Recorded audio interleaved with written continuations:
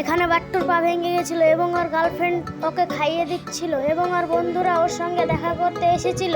তা দেখে চিকনার অনেক হিংসা হয় এবং সে ভাবে যে আমিও ওদের মতো আদর নেব। তাই সে বাট্টুর পা ভাঙ্গা দেখে সেও পা ভাঙ্গার অভিনয় করে। তাই সে ব্যান্ডেজ করে সে বলে, এদিকে এসো, আমার পা ভেঙে গেছে এবং আমাকে সাহায্য করো, কেউ কিছু খেতে দাও। তাই বাট্টুর গার্লফ্রেন্ড বাট্টুর বন্ধুদেরকে বলে, যাও তো ওকে নিয়ে এসো এখানে। এবং বাট্টুর দুই বন্ধু গিয়ে যায় ওকে আনতে এবং আনতে যায় এবং নিয়েও আসে।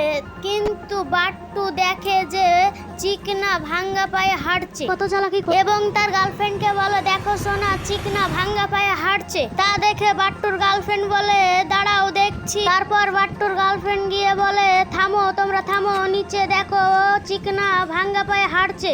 তখন চিকনা বলে,